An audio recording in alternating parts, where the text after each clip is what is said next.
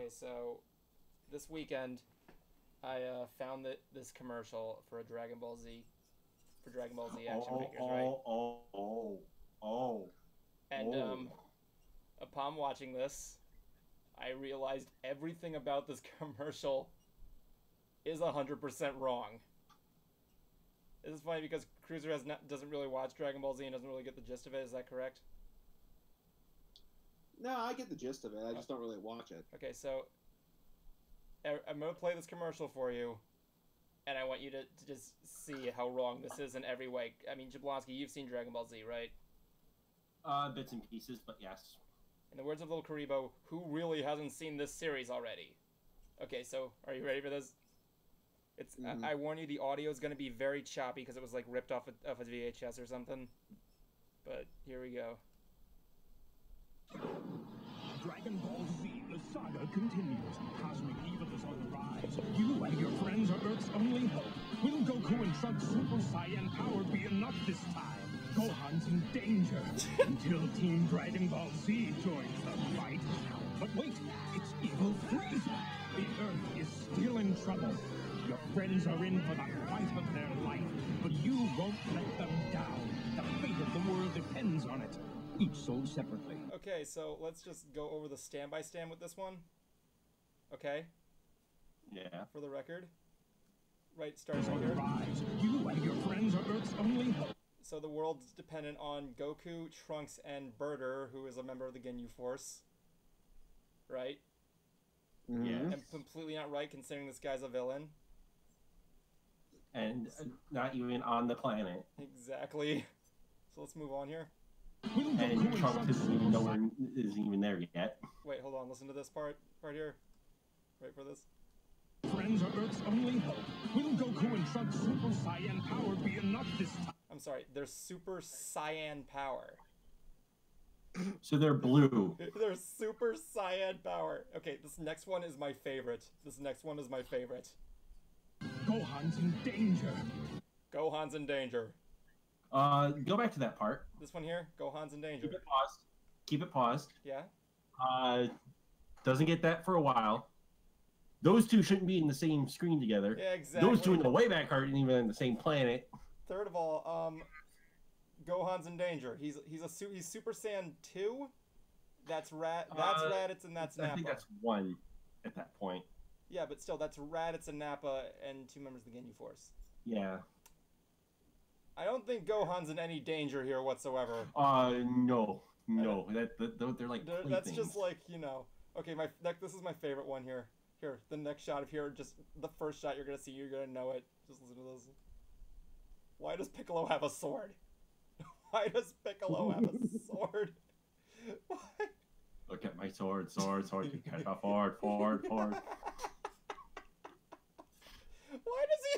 sword? Also, because why not? Because apparently look at the Trunks figure though. Yeah, it's he like can't hold the sword that he's supposed to. Is this like a hold my beer moment? It's like Piccolo, hold my sword. Okay, so and get bitch slapped. And what does the guy doing the narration say here? I'm sorry. Heck, when Gohan's in danger, it shows him with this face right here. So I'm pretty sure that kind of answers it all. Wait, listen what he says here. In danger until Team Dragon Ball Z joins the fight. Until Team Dragon Ball Z joins the fight, absolutely. No, absolutely not. But wait, it's evil Frieza. So it's Team 3-star. Okay, so the evil Frieza. That's Mecha Frieza. One, that's his second chance around, and he gets killed off in like a second. And no, you want to know the funny thing? Right after that, he gets cut in half. Yeah, he goes to his first form. And that's cooler. I also like how... That's not cooler. It's Frieza. Yeah, that's cooler. It's Frieza. That's Frieza. He's pink. No, it's not. Cooler's purple. That's Frieza's first form. I know, dude, I know. Wow. Cooler is purple. Frieza's pink. Your friends are in for the fight of Did I just hear Trunks do the Kamehameha? I can barely hear it. I can hear Trunks go Kamehameha! And I like how Goku defeats Frieza here. But you won't let them down. The fate of the world depends on it. So let's take a look at this. There's Roshi, turtle. You can get. I want the turtle. Vegeta has no play on this one, and Piccolo still has the sword. I also like how Gohan's hair is the only one that's supremely gold, so I'm guessing, yeah. Maybe? I don't know. So I just wanted to show you guys that beautiful, charming commercial where it shows adults have nothing to do. What do you expect from a group called IT? Oh my goodness.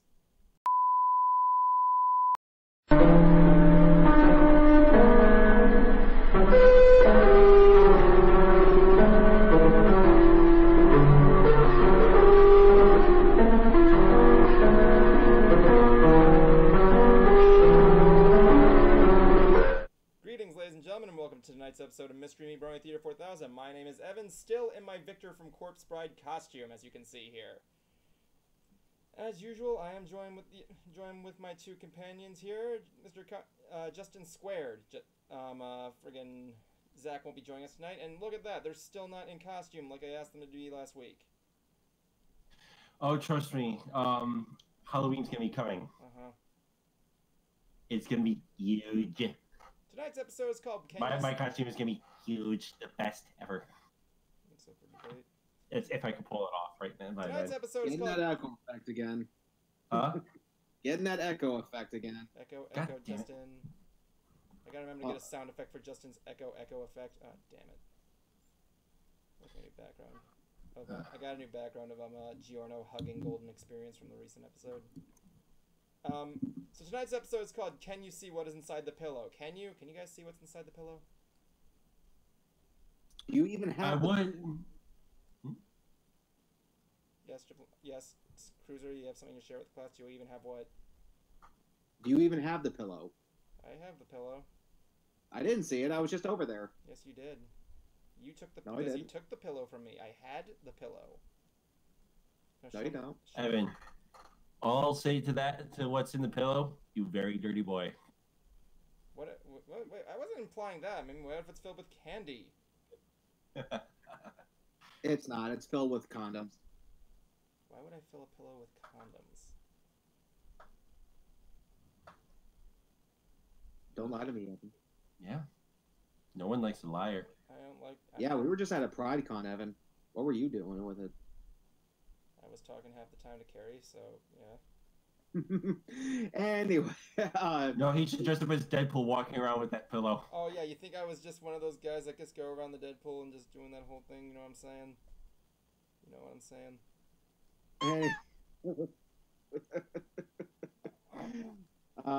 But anyway, Evan and I did in fact go to Orlando Pride and Pop Culture Expo. Very small con. However, for it being that small and its first year, they actually had, not a bad turnout. It was an okay turnout. I kind of wish it did a lot better, though. I mean, it was during the time that Emerald Coast was going on, but yeah, it was a good time. Very fun time. We were really only there to meet one person, and as someone who, if you've been following the show, we've had on here before, the great Carrie Means, who played Frylock on Aqua Teen Hunger Force. Hooray! Yeah, Aqua Teens is a huge influence on us. We love its humor. We listened to their Christmas album on our way to the con twice.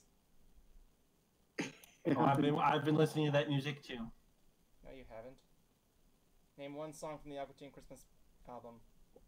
Not Aqua Teen Hunger Force one, but just Christmas music in general. I don't believe you. And I was walking around with my Shitman cosplay, and surprisingly, it certainly turned a lot of heads. Yeah, surprisingly, Green Jello is beloved by a lot of the gay community. Yeah. Seems like it. Hey, kitty, come here. That's right. Come here, my kitty. Come here, Skeeter. Oh, it's Skeeter Skeets. Still a bit of a mourn from my cat Sombra, who tragically died. But I still have Skeeter here and Smokey. But anyway, it was really great to meet Carrie finally, because he was the last person from Aqua Teen Hunger Force I have yet to meet. Yeah. But now I can finally say I met all three of the Aqua Teens. I met Frylock, Shake, and Meatwad. Yep. Plus Carl, because Dave Willis does both Carl, Meatwad, and even Boxy Brown. And so we had them sign a few things for us, or at least for me. This was the Christmas album that I had them sign. Have Yourself a Meaty Little Christmas.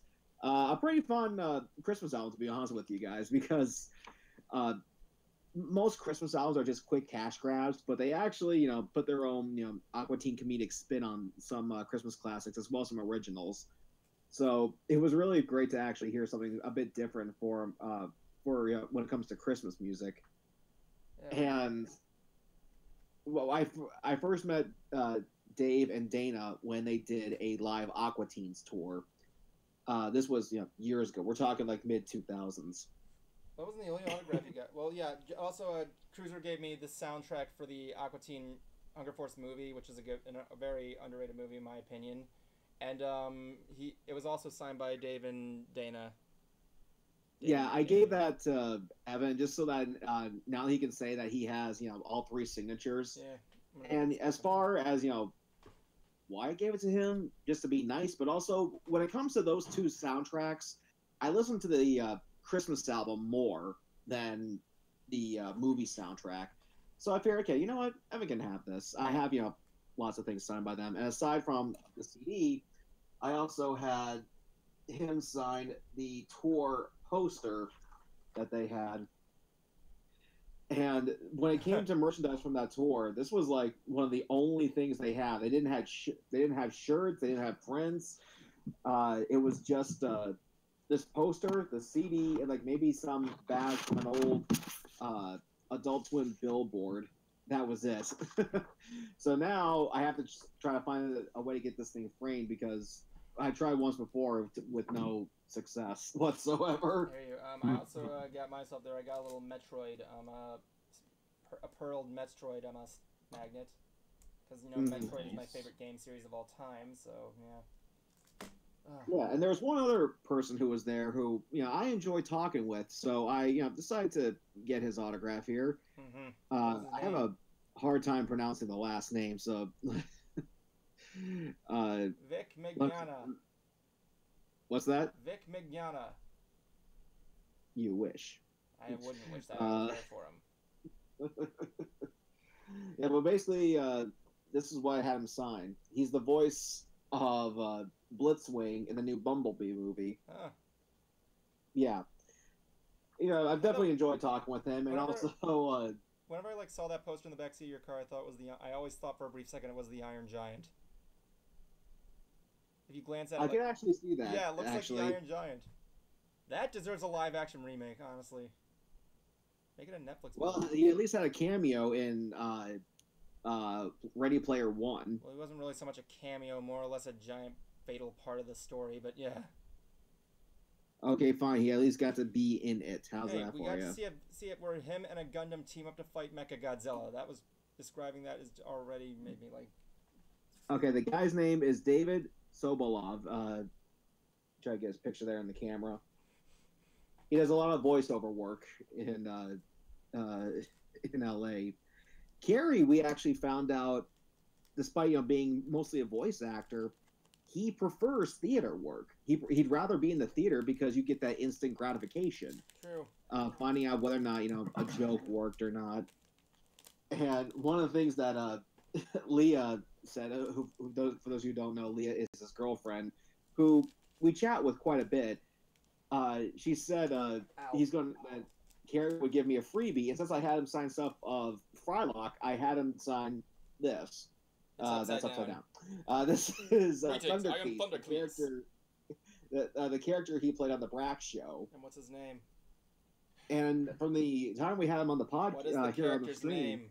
I remember he said that he enjoyed playing that character because he just got to yell a lot. What is the name of the character, Justin? Thundercleese. Thank you. You see this? Every time I move my arm, it costs Cartoon Network $47. That's a Zorak line. I noticed you there, Drake T. Dragon. I crave your noticement. I think Drake T. Dragon is suffering from the same disease I have. Dorcas Malorcas? What? Yeah. Wait, what? Dorcas Malorcas? That's my line, you frickin' asshole. And I also got myself a little something. However, it's disposable. I've been hearing a lot about these bath bombs, and after I go on my exercise route, I definitely the shower or the bath is like the best part of it because it's like a great sense of completion. But someone was selling these nerd bath bombs, and I got one of the Creeper from Minecraft. Mm-hmm. So I'll be looking forward to trying this out. And I got one of Jack Skeleton for my brother because he's such a huge fan of Nightmare Before Christmas. Yeah, I thought it was there. Hmm. I like the Nightmare Before Christmas too. Yeah. What's that? I like the Nightmare Before Christmas too. Well, yeah, but I didn't get one for you. You got something for yourself. I know. My brother doesn't get a chance to get out and go to cons. I'd love to dress up like Jack Skellington one time, but as you see, I'm Victor from Corpse Bride right now. But so Yeah, and sure. the panel room was actually very intimate because again, small con, small venue. So very intimate, very up close and personal. So they had Carrie and David up there first, and just kind of talking about their experiences. What's that, Evan? Nothing. Go on. I'm just shouting stuff. And how does this? It felt like they were on your level. Like there was a high and mighty celebrity star power, vibe that you got from it. I don't know. Carrie was kind of pulling that one off for you, if you know what I mean. What's that? I don't know. Carrie was the kind of the guy on that one, in my opinion, but was subtle about it. You know what I'm saying? Well, I think he was just kind of playing up the joke, just as a joke, to be honest with you, because nothing about him came off as cocky or egotistical. If anything, he's trying. He would love to get more work. I know he just signed with a new agent, and and Abbott even spoke to him about the possibility of sending different conventions info to him. Hey guys, get a load of this. Hold on. Lana said she baked chocolate chip cookies, and I want to know if she. Obviously, Kitty wants one. Yeah, Kitty wants one. Give it to the cat. Wait, is chocolate bad poisonous to cats too, or is that just dogs? I don't know, but I wouldn't risk it. Come here, you. Oh, my good girl. Oh my god. Hey, sweetie. Evan, please don't. He likes. It's a tradition. I have to play cat noises the moment he comes in. Alright, so there we go. Evan, I'm serious, okay? Look, I lost one cat. I don't want any cat jokes here. Don't acknowledge the cat, son. Okay, so tonight we're going. There goes about 90% of my material. Well, that pretty much takes it all out. Alright, guys, let's talk about the new thing there. So let's play the game tonight of what is Justin Jablonski eating tonight. Justin, what are you eating tonight? I am eating a spicy Italian sub from Subway. Ooh. What is on the spicy Italian sub? So I just make it a lot more spicier. Why? I had pepper jack, chipotle Southwest, and banana pepper. What are you drinking? Oh, it's just regular Pepsi. Yes, Team Pepsi. Team Pepsi. Team Coke. Well, something funny too. My family is Coca-Cola. Your family is Coca-Cola, so I'm assuming your mom is like a giant Coke bottle or something. With the amount that she has in Coca-Cola merch and what she used to drink Coca-Cola wise, I believe it. Wait, let me just hold on. Anyway, but here's something though for you Power Ranger fans out there, because they did have someone from Power Rangers there, Dino Thunder, I believe. Yeah. Davi Santos. That was his name. Gold. I think it was the gold one. Davi is free. Wasn't there another one there too? I thought I saw like two of them on there. No, the rest were cosplayers. Oh, okay. I mean, they were trying to get Billy Sells, but it's just not able to attend. Well, and okay, that was probably the second one that I saw. That was kind of the one thing that was kind of bummered about the convention, that there was barely any cosplayers this time. Well, to be fair, we weren't there all day. I mean, we did meet this one person who was kind of in costume. It was Lex. She had the flag on her cape. What was that? Was that like Pan? I can't remember. And we also, but anyway, going back to what I was saying. Well, I didn't watch Dino Thunder. I still want to, ask him a few questions because I mean, come on, it's Power Rangers, and I grew up, with Mighty Morphin. And one of the things that I asked him was Power Rangers. For those who don't know, with the first run of the show with Mighty Morphin, 3 of the main actors left because of, they weren't getting a lot of money. It's a non-union show, and it still isn't. So I asked him, just how does he handle that? How do you handle, putting in so much time working on a show and it being non-union? And obviously with a question like that, you got to be a little careful, because you don't want to piss off anybody. But he actually gave a pretty good response. He said that it's a give and take because on one end, yeah, it's non-union. I don't think you're going to be getting residual checks every time an episode of yours airs. However, it does put your name out there. It does show you were involved with a very popular franchise, and you could also be set for cons for life too, depending on your role. I know what you're saying. So, yeah. So it's kind of a give and take, and I gotta give him props for that because that is a very good question, or a very good answer. I mean, I'll say this: his season, Dino Charge, is probably one of the best ones in recent years. Really? One of the badass ones. One of the good ones. Did you say badass or bad? Or from badass? He froze. Badass, because it actually has a lot of good stuff in it. Oh, really? Didn't Jason David Frank appear in that season too? Yeah, for the 25th anniversary. I mean, I don't watch a lot of Jason David Frank and a whole bunch of other ones. I don't watch a lot of Power Rangers, but I still respect it. And as a matter of fact, Cruiser, send me a text message. Send me a text message. But yeah, and for from the Neo Saban era up into the what's going to be called, I'm assuming now, the Hasbro era. The Hasbro.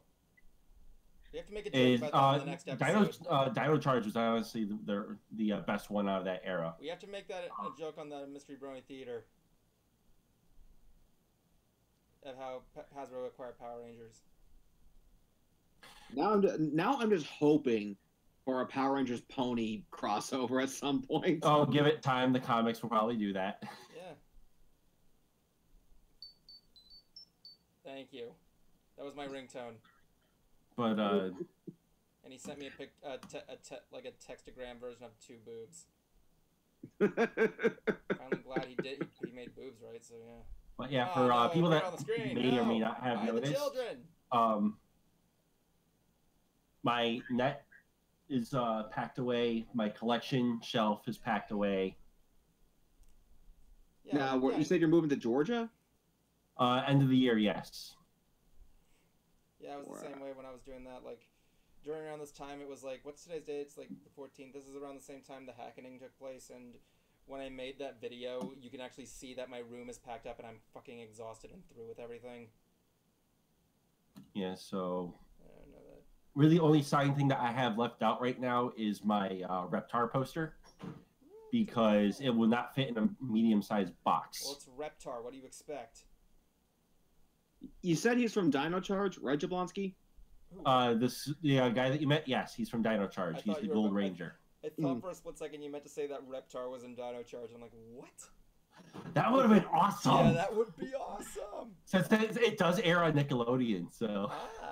There's something I can make canon. I mean, if they can team up Teen Titans. Also, I cannot wait for the new season of Power Rangers. If they can team up Teen Titans with the Powerpuff Girls, they can team up Power Rangers with Reptar.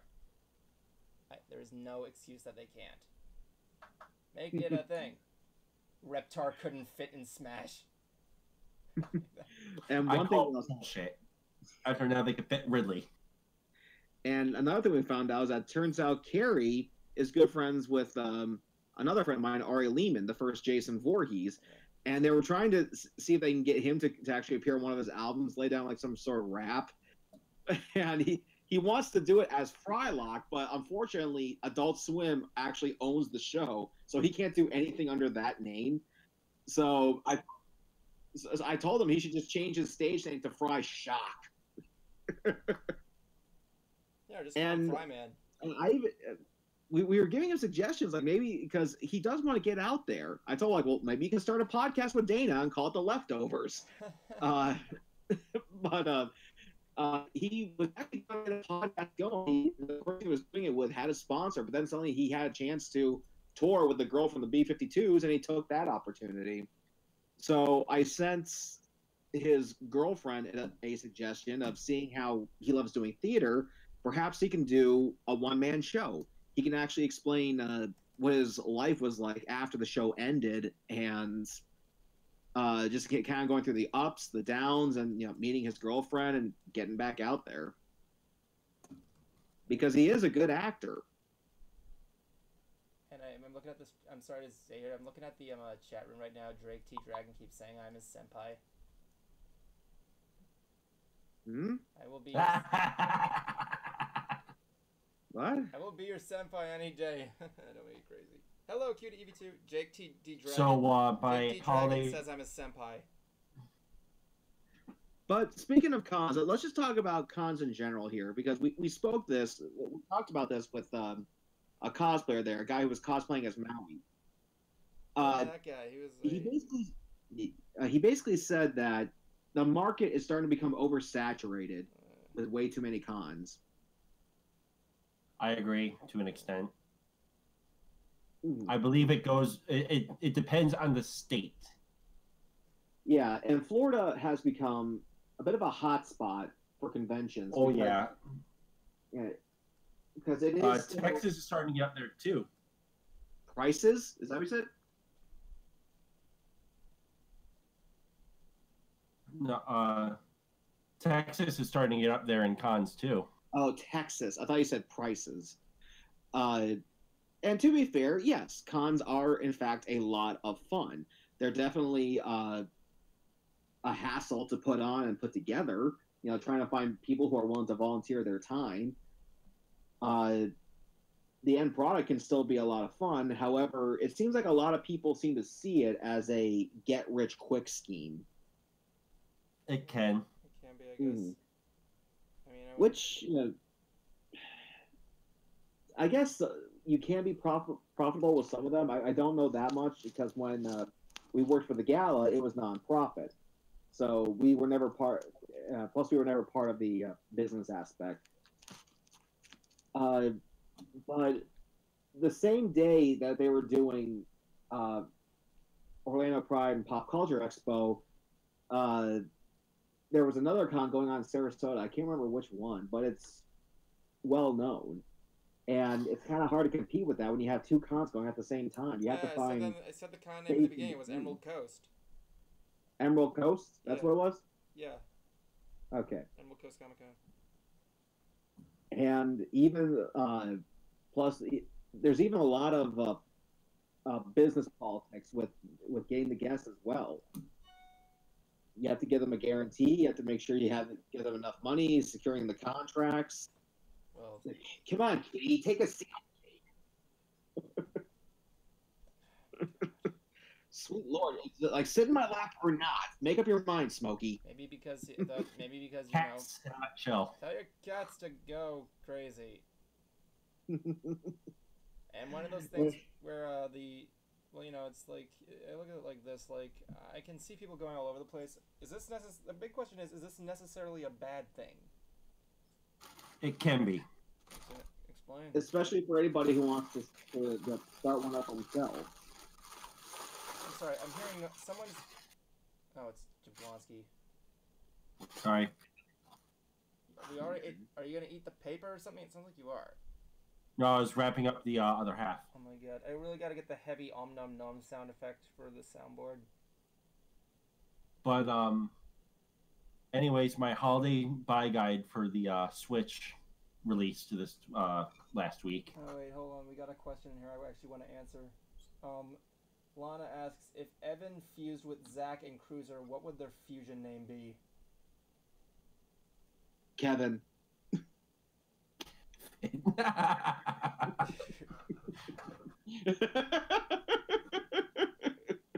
I think he certainly liked the idea too. Hold on, Nerdy Chic Universe actually had a question there, but I'll get back to that question there.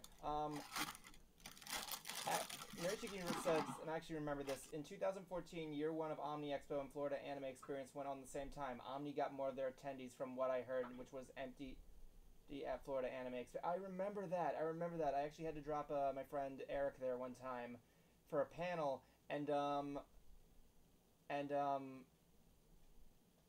think the Drakey Dragon had a good thing. Our fusion name would be Zek. Z-E-K-C. Zek.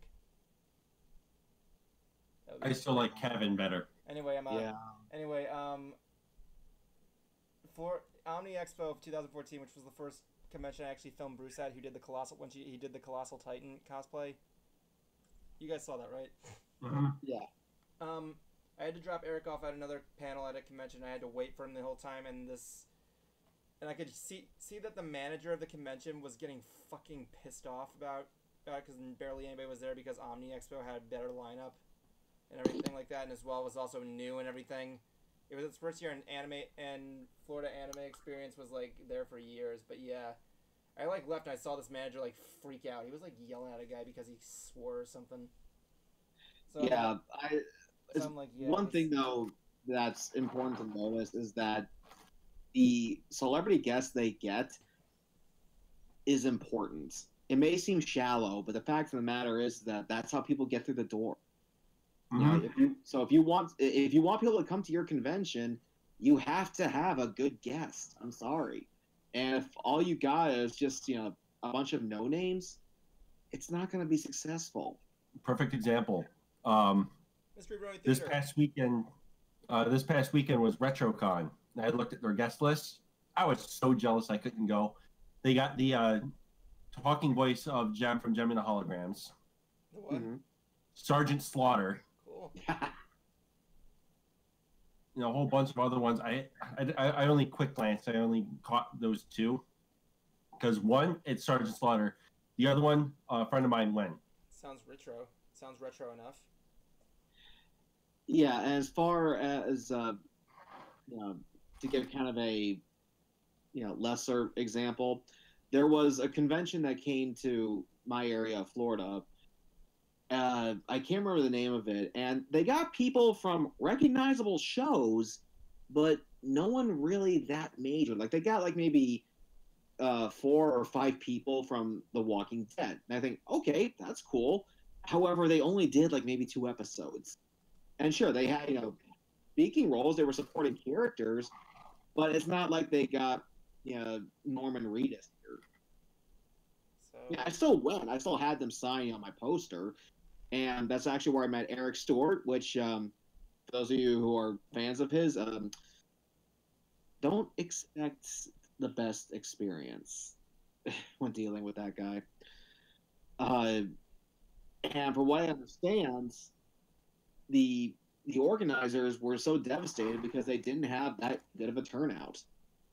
And it's not even just the celebrity guests, but you also have to have really good promotion. You can't just rely on Facebook. I would love there to be a convention scene here in my neck of the woods, but maybe this just is not the town for it. Yeah. It sucks because honestly, it seems like so many cons are actually in like big cities or in semi-sketchy parts of towns. Semi-sketchy? I mean, like, well, it depends. Well, it depends. Okay. The big line is that we're saying there. Like, the real question is, what would you say, aside getting the recognizable guests or anything like that, the only other solution would just have to be, I don't know what the exact solution to this would be, aside from not having too many cons and getting a better guest lineup, as you said, but, You have to have that guest. Those guests are going to draw people in. Otherwise, it's going to be like every other kind of con. It's going to be, you're going to have your game room, you're going to have your tabletop room, you're going to have panels. That's every other con. The thing that's going to give you the edge is the guests. Yeah, and now if you're in in a little more rural area where there's not many cons to begin with, in that state, yeah, you could probably get away with like little to no guests. But well, then again, I will say that say that I know I can vouch that most people don't. Most people go to conventions not just for. Some people go to conventions not just solely for the guests, but I will agree that the guest lineup usually is the major impactor. I mean, when I go to conventions, I'm usually there. I'm usually there just to hang out and meet people and spread my work. Oh, I am too. That's how I get my work. Yeah, but yeah, if you're like a guy like Cruiser who's only there for guests, is like crazy. I wouldn't say that. I mean, now that I'm getting more involved with content making, I do have to go out and meet people and make colleagues. Yeah. I noticed this when I first started making Hoof Rock. Yeah. The fact that me and Thespio stayed in the same room for last year's Everfree Northwest. Bragging about it. What? Bragging about it. We get it. You slept with Thespio. God damn it, dude. I'm just kidding. Go on. I'm trying to be fucking serious here. And then they have to play a jackass. It's what we do, man. We're playing jokes. Well, I'm not in the mood for that. Yeah. I'm trying to be serious about the convention scene and what you have to do. Yeah, I'm telling you here. I just make one joke, man. Relax. I'll say this though. Next time you run into Thespio, he'll be a married man. Ha ho! But anyway, we stayed in the same room. We hit it off, and he was willing to appear in an episode of Hook Rock. You do have to go out, and meet people. And he's still a great guy. Don't get me wrong. I enjoy hanging out with him. Yeah. I've heard nothing but praise about him, and that's awesome. Yeah, and for the record, he's still going to be in the next Hoof Rock, and so is Finn. We had to do a rewrite because Finn, he rethought his arguments, or his arguments on generosity. And so we gave the script another try, and so far, me and Will both like it. I just want to know what Finn thinks, and then we can move on to recording it. But anyway, you guys have a writer at your disposal. Yes, I do. Maybe I'll hire you. But speaking of cons, I was even talking with Bill Newton in Pony Circles. He played Bright Mac, Stygian, and the Pony of Shadows. He has a Twitch stream, and I enjoy going on there, chit-chatting with him. He doesn't mind talking with people at all. And he said something about conventions that I never considered.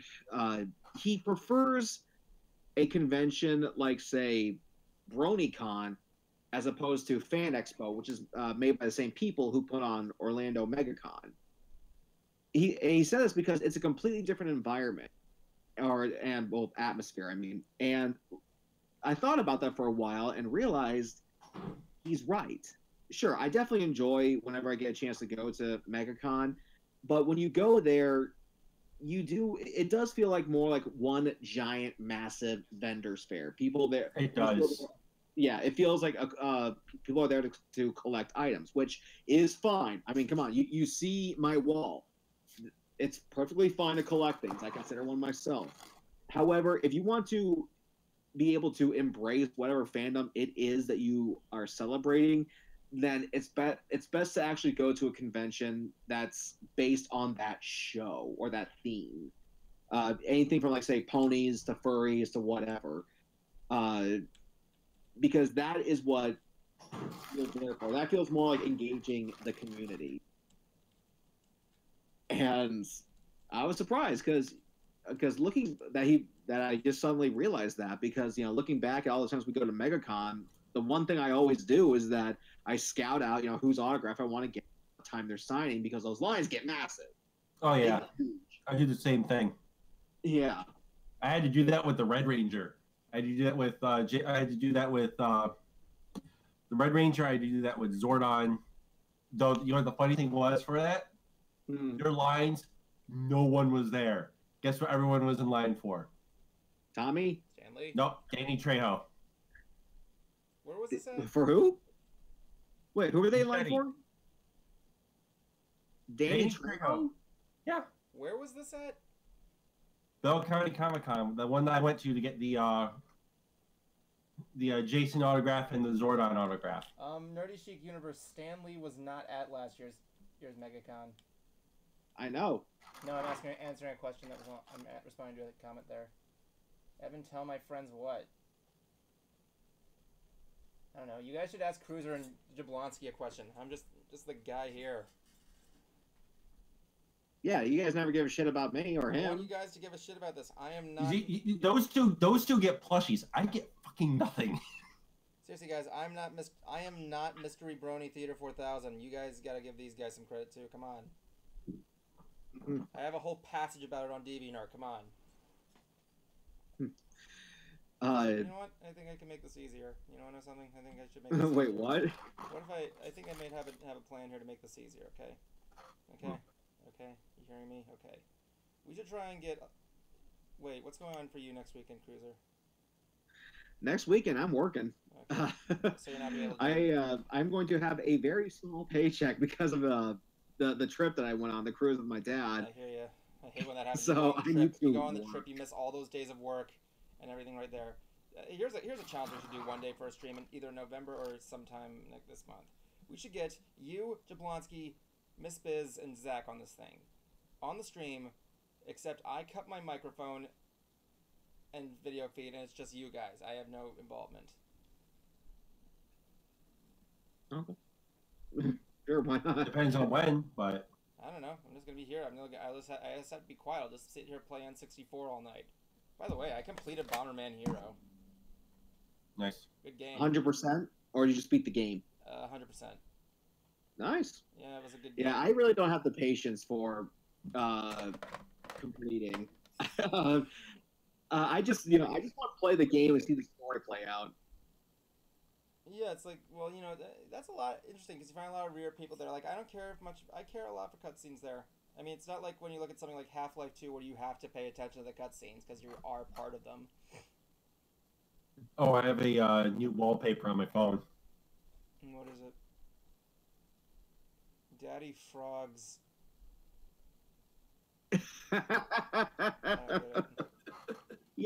I never watched Alex Jones at all, but I have He's heard a fucking crackpot, but he's hilarious sometimes. I have heard some of the crazy shit he says, and I have to wonder, does he even buy his own shtick? Or is he just really I don't know. I don't know. I mean, the whole thing of he's turning the frogs gay. I'm like, does anybody even believe that? No. And if why do you think there's so many jokes about him? It's like they're just probably interested in his craziness. I mean, it's like if you go to a stream and you watch a guy rub peanut butter all over his skin for like an hour, and that would get enough views. Maybe. That was Tom Green. That was Tom. Wait, that someone actually. Yeah, it was. Wait, hold on. That was Tom Green. Stop. Someone actually did that? Well, I don't know if he did it for an hour, but I'm pretty sure Tom Green did a bit where he rubbed a bunch of peanut butter all over himself. So he rubbed himself with a bunch of peanut butter. I do know that in the early days, before his show was on MTV, when it was just, public access in Canada, they did a segment where they just dumped a bunch of kitty litter all over him. Gross. In the words of Francis, there's nothing satisfying about these crystals! We're Fairly Odd Parents. My bum is on the rail.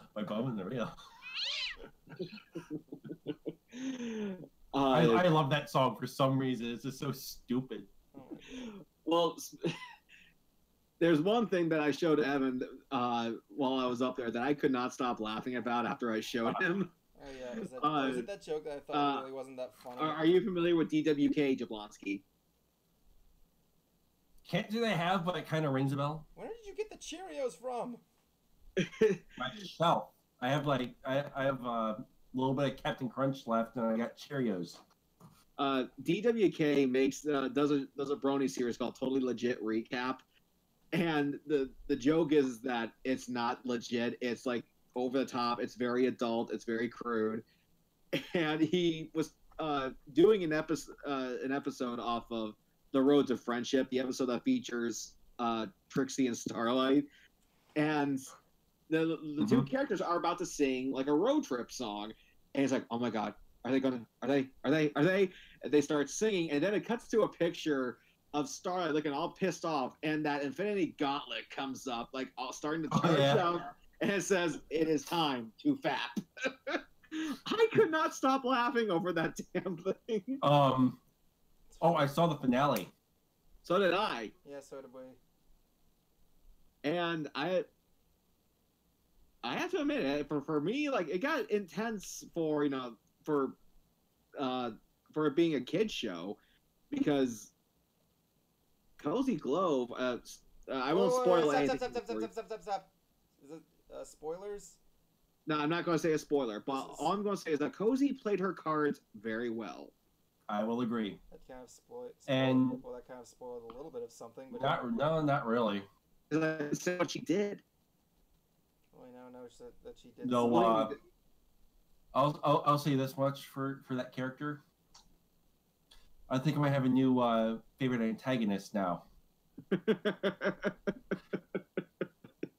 Because think about it. Most of them are either reformed, and there's one in prison.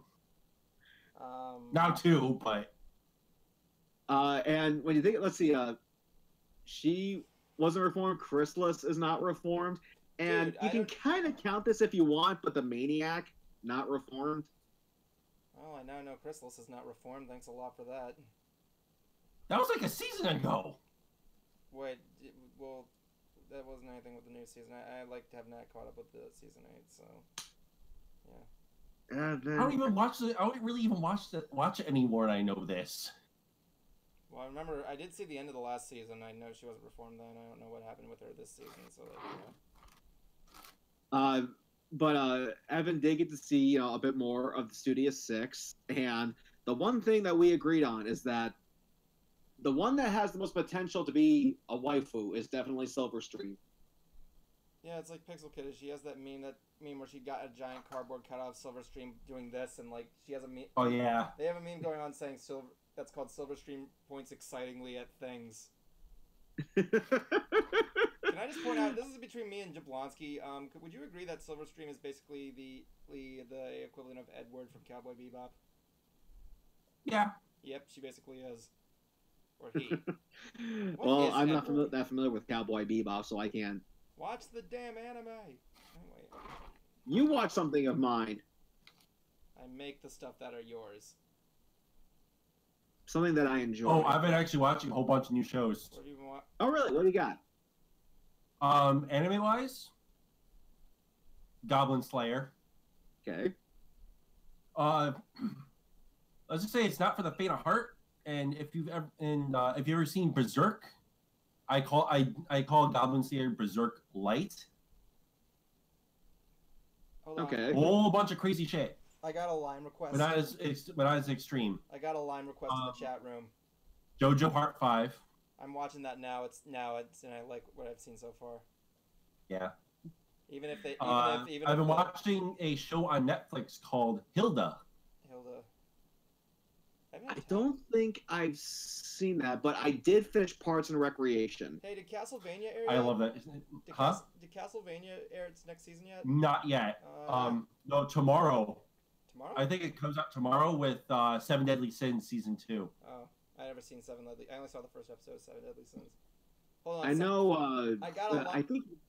I think it's next month that She-Ra is going to be premiering, which I finally got a chance to see the new trailer, the one that's not the teaser. Oh my god.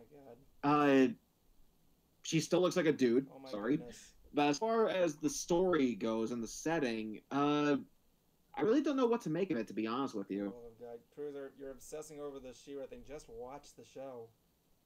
God damn it, dude. I'm just saying, you've just been when it was announced. I gave my thoughts on the goddamn trailer. Yeah, I know, but you've been. Yeah, I know. Though the thing was when I haven't said a thing in weeks. Can you, for once, pull the cock out of your mouth? Dude, chill out, man. What is up with you this week? I don't know. You're the one who says you like it when I throw fights on this thing. I'll give the new She-Ra a chance. When it comes to She-Ra, you always just bring it up, and I was just curious. Why don't you just watch it, see what you think? I mean, no, yeah, you've already made the things. You don't like the character design because you said it looks male, but still, it seems like you've been paying a lot to the trailers. You should just check it out. See what you think. And like I said, I don't know what to make of the trailer. And if the reviews are good, let's take a look. If they're not good, then I am not going to give them my attention. I'm late on a requested line in the chat room here. Someone wants me to say this line for them. Zach and Cruiser are gay. There you go. Thank you very much. I'm not even. No, it's supposed to be Cruiser and Evan. Get it right. Yeah, man. Yeah, get it right, kid. Yeah, man. We love you. Love you, Derpy. Love you. Springheart says. Seriously, why do you like it whenever we throw these fits of anger? Like, does it like? Do people like watching it or something? No, they like to, or maybe they like to think of it. They like watching the ridiculous ideas you come up there. Springheart says Sabrina looks good. Are they doing redoing Sabrina? Huh? Are they redoing Sabrina? Oh yeah, they're making it a bit more darker. Yeah. It actually looks good. I'm looking forward to it. Wait, are we talking like Sabrina the Teenage Witch here? Yes. Yeah. They're revamping that? Apparently. They're revamping it to be more. It's made by the same people that have done Riverdale. I don't know what that is. And it's pretty fucking dark from what I'm seeing. This I'm interested in. Oh, Jablonski, before I forget, you asked me a while ago how was What? Huh? You asked me how was the game Ukulele. Oh yeah. It's worth playing. Okay. It is. I definitely love the humor. I like the a lot of the inside jokes we'll say about the gamers and the community. But the funniest joke for me is there's a character there that's a snake. Evan, don't ruin it. And he's wearing a pair of shorts, like goes through one pant loop and out the other, and his name is Trouser. Trouser snake. So take that for what? For damn it, there, kitty, stop. So take that for what you will. And I find that funny. I'll take that. You want to come back over here, Smokey? That's right, come here. Hold on. Everybody keeps saying Evan Skellington. Do you read us? I don't know. I'm not Jack. Everybody thinks I'm dressed as Jack Skellington, but I'm not. Clearly nobody. Yeah, guys, come on. Clearly, is he sporting whiteface here? Clearly, nobody has seen the brilliance of Corpse Bride. You guys saw Corpse Bride. I actually have. I have seen that movie. Yeah, it's a good movie. It's better to watch than Nightmare Before Christmas. Sorry. It kind of has equivalence. It's just like there's always been a discussion of whether or not Nightmare Before Christmas is actually a good movie or not. And honestly, It's a good movie. it's great to look at, but it movie. doesn't really do much for me. I think it's a good I guess movie. the dialogue is just really not that interesting. I think it's a good movie. Songs are good. Next funny thing about that next month there is going to be the Greatest Showman soundtrack is getting covered by a bunch of different artists. I know Jonathan Young, that great heavy rocking YouTuber. He did a hard rock cover of "This Is the Greatest Show." Came out great. On that other side, yeah, there seems to be. I know that there's two rock and roll YouTubers I listen to. There's Frog Leap Studios and Jonathan Young, but I can't really decide who I think is best. I actually kind of thought about perhaps doing a versus video where I try to see who's the better one. I will say when it comes to vocal range, Jonathan has it. He's got he's got better vocals on him. if you like vocal range too, Caleb Hiles is a good one too. There's also 10-second songs. He can do some pretty good stuff too. I especially like it when he does 30 different band styles in under a minute for one song.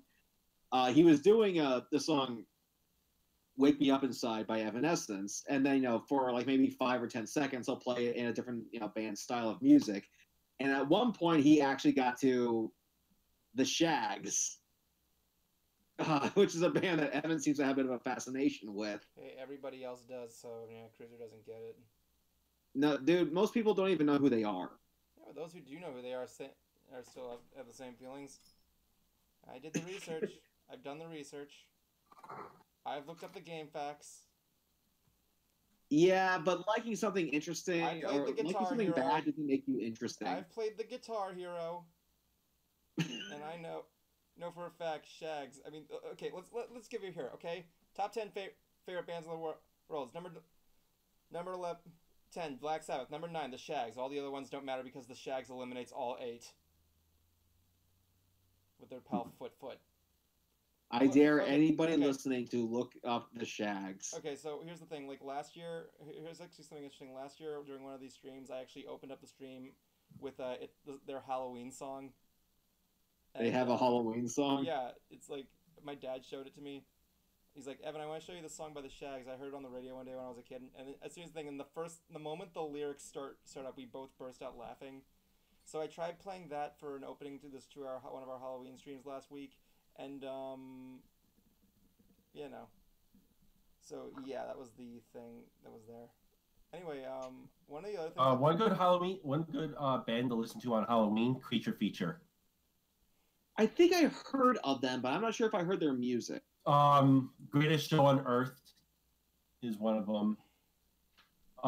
They also did a sequel to that one, Greatest Show on Earth Returns.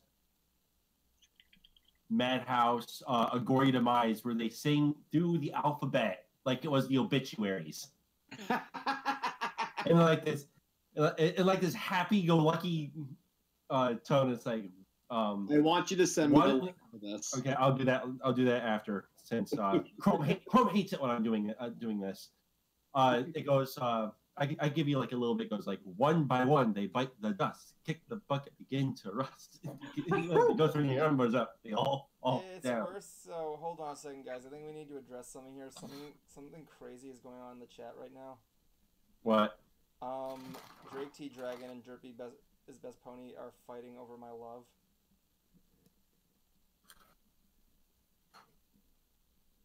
So, I find this hilarious. Yeah, guys, Girls, I'm going to tell you something right now. Evan's loving. Look, I'm gonna be honest here, guys. Like, I'm going a little bit outside the role on this one. Try and chill out in there. I mean, I love you both.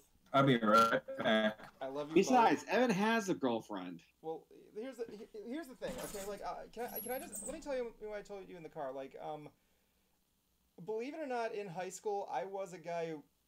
Jablonski's frozen. Oh, he's gone, and he's gone. Ooh.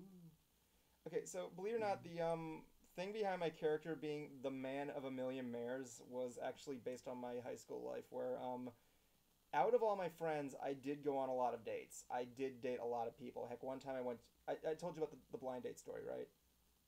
Yeah, Evan's basically a man slut. No, well, yeah, I was a high school guy. I was a complete man slut there. I was looking for girls. I had my first girlfriend in high school, and then she broke up with me because she cheated on me, and, you know, Evan's girlfriend is Evan. Hey, how did you know that? I did do a stream with her. I did do a stream with her. If you want more information about my girlfriend, look up my video. I have 2 years.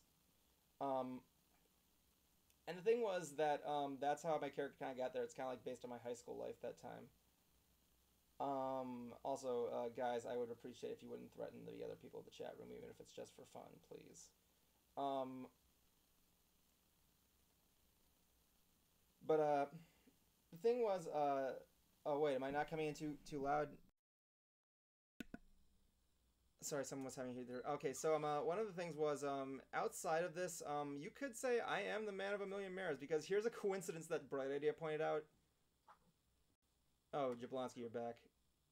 Yeah. Yeah, you missed it. I was telling him that the origin behind my character being a womanizer was because in high school I went on a lot of dates. Believe it or not. So yeah, I was a complete slut when I was in high school, but I'm not in the wrong ways. I was a kind guy, but like the thing was the outside of that, the man of a million mares thing is kind of not far from the truth, because Bright Ideas pointed this out one time, saying that I can see why you're the man of the million mares, because like you've been talking with all the girls in the Rift since you joined. I think to myself, really? I thought about this. I'm like, oh my god, I have not actually talked to any male members. It's a weird coincidence. I guess. And when I'm talking to them, I should bring that in. Well, here's the thing. When I talk to them, I'm not like a disgusting sexual deviant. I want to be a friend. I'm a friendly guy, because like, you know, like I've been talking to my friends here. Springheart the llama, she's a good person. I like her. I never had a Canadian friend that I spoke to a lot, and you know, I was talking to her. I learned a little bit about that stuff, and you know. And of course, Rippleheart. I liked her because I liked her OC design. She's half pony, half fish. It's cute. But yeah, like that was the thing. Like even Bright isn't like, oh my god, I've not spoken to do a lot of male members. I mean, like, I've spoken to Deckard, but other than that, then, you know. So, yeah, I guess you could say my character, in real life, I am kind of the man of a million mirrors, just not in a disgusting sexual way. I'm not my OC in real life. You'd say that. Don't tell his girlfriend. She doesn't watch Mystery Brony Theater. What do you...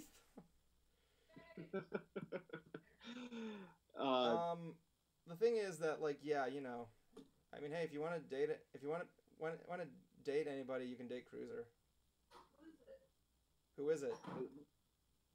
Wait, I can hear a woman talking. That's my little sister. Tell your little sister to get off or get on the stream. And going back to me getting pissed off, I actually told Evan that I want to, go over the topics we'll discuss on the show because I really don't want to get angry.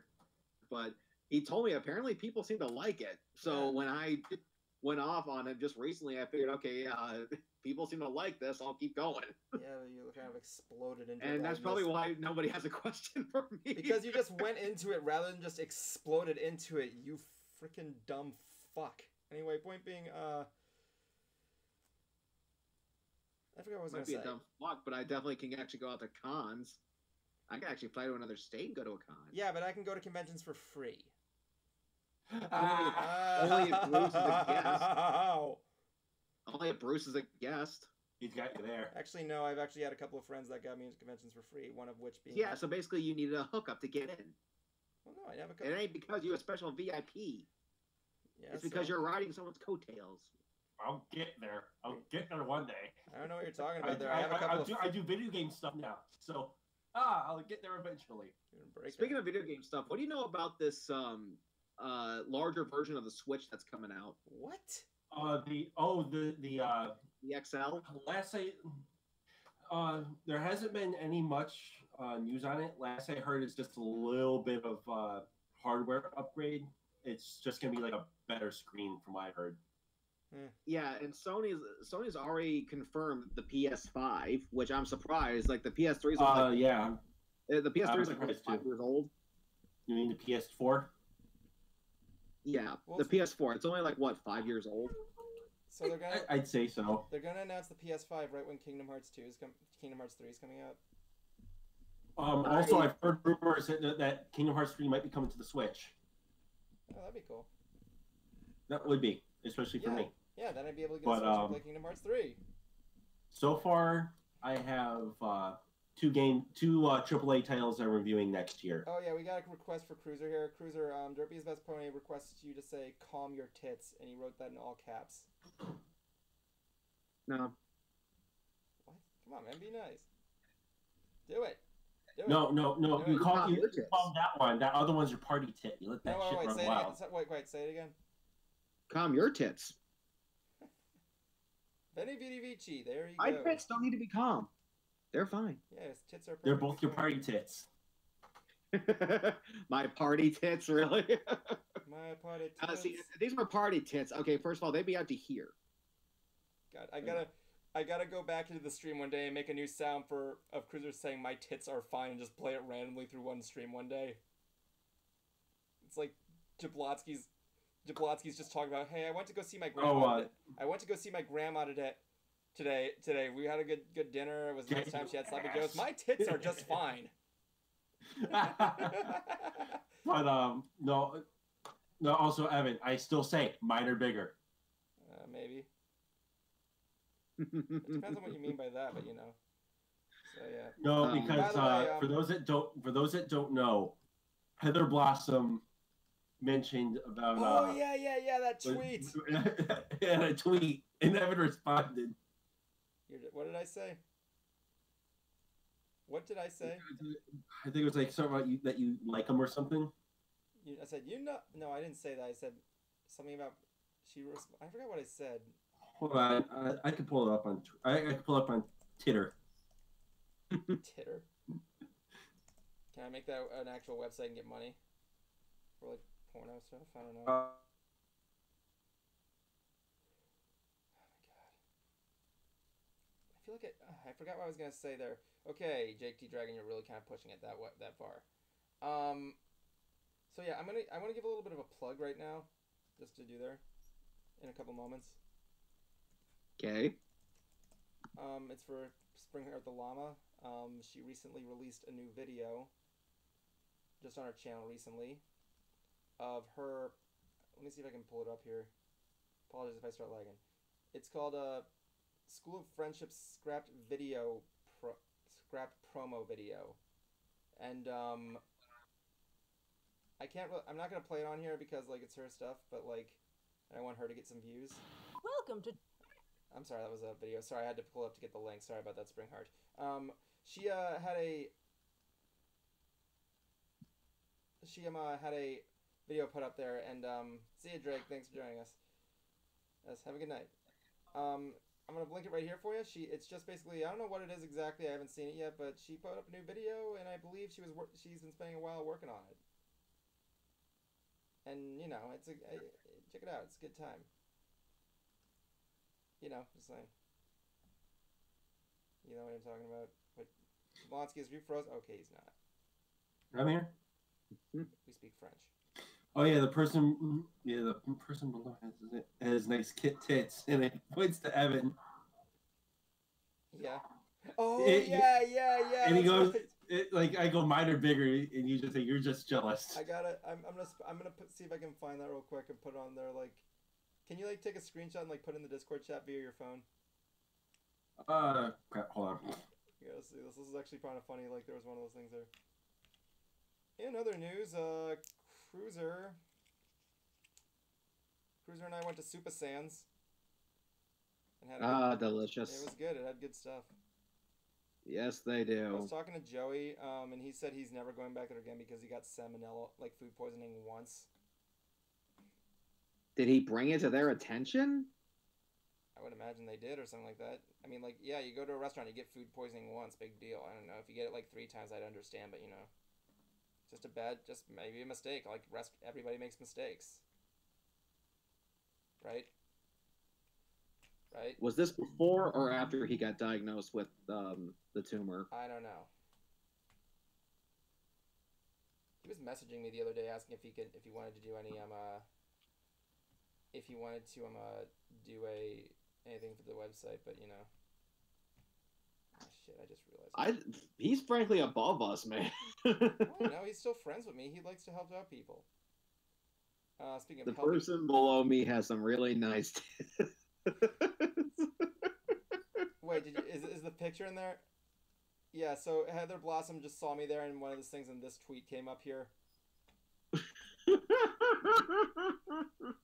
should have just renamed the stream the one where we talk about tips. We'll save it for Hentai Night. Anyway, Anyway, yeah, that was the thing that was going on there. One other thing I want to point out here is that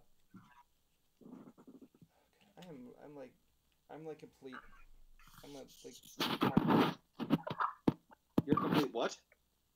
Hold on, I need to just rub my eyes. I need to rub my eyes a little bit. While Evan is thinking of something, allow me to talk. To say something as well. Huh? You got nothing? Other than what I've been working on, really. I did my buyer guide. That's all I'm doing for this month. Since I got Let's Go Eevee next month and Smash Brothers after, and then I got my move. Yeah, while I was up there in Orlando, we met up with Brony, and he kind of helped me with getting a bit of my Mac in order. I'm still somewhat kind of computer illiterate. And I have more work I need to do. Like I need to finish those damn interviews, but Brony wants me to do Premiere and not iMovie. So okay, but I only have 14 gigs of space. Well, thanks to him now, I only have 14 gigs of space to work with. Hopefully, I can get something done. I can get something done. That was for celebration of you getting 14 gigs back on your computer. What was the party effect for? I just explained it. I'm not explaining it again. You cut out, dude. That's what happens when Evan farts. Yeah, man. He sounds like a party favor. Yeah. Okay. Well, if you're still starting to come up with something to say, I will keep going then. I'm not sure if I said this on the last stream, but when I went to St. Martin on that cruise, turns out there was a Yoda exhibit. I went to go check it out, and it turns out a guy by the name of Nick Maley lives there, and he was one of the built. He was part of the crew that built the original Yoda animatronic. I thought you talked about that last week. Yeah, you I couldn't remember. That's why I said I don't know if I remember. Yeah, you talked about it last week. I didn't hear the part where you asked if you already mentioned it. Okay, cool. Good to know. Anyway, I think for this year, I'm done with conventions. Again, just this year. I definitely need to save up a lot of money because I'm trying to do 3 different pony conventions next year. Babs, Brony, and Cider.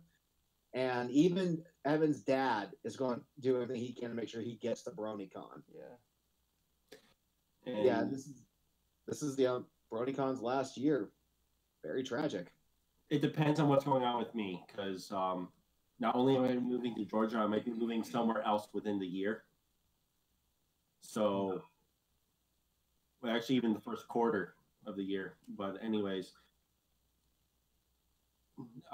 even though I'm not a huge fan into it anymore, going to something like that might actually be fun, because honestly, Gala killed me on those types of conventions. What do you mean?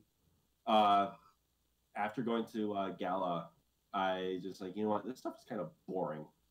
I'm gonna go back to anime conventions. Well, ours was never, a huge con. For if you want to have, that grand experience, it's best to. No, even for a small con, it kind of felt lackluster.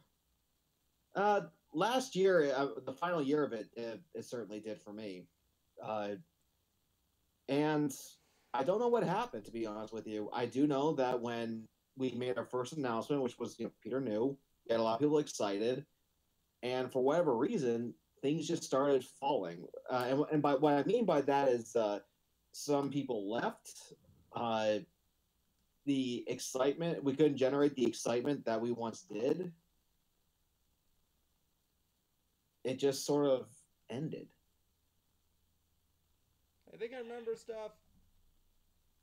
Okay, I think I remember what I was gonna say. I was actually going to respond to to the thing here. People wanted us to talk more about the show and everything. Joey? Honestly, Lana, in terms of the show, there's really nothing much to talk about right now. I'm still trying to finish up my NES video, and which Cruiser has seen so far, and he can vouch that it looks amazing. So yeah, like that's been a thing there. I am brainstorming ideas for the show. I assure you there, but things are going to be very much out there. It really is. But in terms of what would convince? Huh? Go on, Evan. The videos are turning out really well. Actually, just did some sprite work today. If you guys want to actually take a look and see the new sprites I made. Cruiser wasn't here when I made this. I've seen them on Twitter. Which ones? I can't remember. The one I just posted earlier today, or like? Yeah, the one that you just posted earlier today. Well, Cruiser didn't see it anyway, so I'm gonna share my screen again with you guys just to show you there. Let me just go to my background. But anyways, I'm not as enthusiastic about those kinds of cons anymore. But if I'm able to go, then maybe. It seems like what? Oh, there's the cherry bomb. Yeah, he thinks Pooh's a cherry. It looks like a cherry bomb. So yeah, I had to do a thing where I had him have his sword from the game that's not invisible sight mad, so I had to make it from scratch. In the thing, he's going to be going to that sequence where he's going to slide in with this sword right here. So that's a custom sprite I had to make of him just sliding in on the side. He's going to like kind of enter kind of like something like this. After that, he's just going to make a quick movement with this, do a quick Power Ranger move there. And then he's going to go like, Hwah! So yeah, that was a thing I made recently for the NES video. It's going to be a while there before it gets out there. But yeah, it's going to be a good time. It's going to be a good time, I assure you. And what I'm going to do playing with the website's just going to be an interesting experience, in my opinion, honestly. Yeah, I apologize if I sound a little exhausted, guys. I'm just a little bit dazed. I've had a long weekend. Hmm. And I have to get up early again tomorrow because I have like a report. I'm sorry, not a report. A friggin' Disney shift tomorrow from like 7 to 4 o'clock, which is an 8-hour to 9-hour shift. So yeah. Hmm. Benefit, I get to work at the Buzz Ride. Yes, and speaking of which, Evan and I had a chance to visit Toy Story. How was it? Yeah, I have to admit, honestly, I think Andy would make a good Disney. repeat that. I think Andy would make a good Disney Imagineer. Yeah, he'd make a good Disney Imagineer because he comes up with all the concepts and everything like that. Yeah. We only did one attraction there, but there's only two anyway. There's like 3 actually. There's like one of those teacup rides with the aliens from Pizza Planet. There's the Slinky Dog coaster, and then there's the one that we did, the Toy Story Mania. Midway Mania. Toy Story Mania was always there. Has been there for a while. It just got expanded into the park, but yeah. And Evan always kicks my ass at that other shooting game based off Toy Story. Well, to be fair, to my advantage, I know where all the secrets are, so yeah. But this time, I finally beat him. I beat him at the Midway games. And the thing is that he still kept, in the beginning, he still did better than me, even though it said that I had the better accuracy. He still got the higher score. And there's no trigger on these things. There's like a tiny little rope that you have to keep pulling over and over again. Oh yeah, those things like very suggestive, I gotta say. Yeah. But it's in 3D, so that's pretty cool. The things you have to fire are very responsive, and like I said, I finally beat him. Beat me at a game. That's all the things. Well, isn't that special? Yeah, right. Yes, it is. I am that special. Yeah, well, it's not like you are a special snowflake. The difference being like on the Buzz Lightyear ride, you can hold down the trigger, but then again, I know where all the secrets are, so like that's kind of to my advantage. So I went into the one year. I went into the Buzz Lightyear ride by myself, so I was holding both guns. I actually was able to max out. I actually played the game against Joey Oropeza. We had 2 separate vehicles, and I was able to max out the score for both sides. Nice. I have picture proof, but I don't know if I can show it here right now. But like yeah, it is a lot of fun. But I think that the one thing that kind of threw off Evan was there's like a special like bonus round. Oh yeah, and he didn't realize, and that's where I was able to get the win. Yeah, the ending. I always forget about the ending minecart thing where they just bombard you with targets that you have to keep shooting. And the cool thing is that if they need to keep you there for a little bit, they'll actually relaunch the game, but you won't get any score. Like everything is just says 0. Yeah, it's just a practice round. Yeah. So that was definitely a lot of fun. Yeah, we also went on.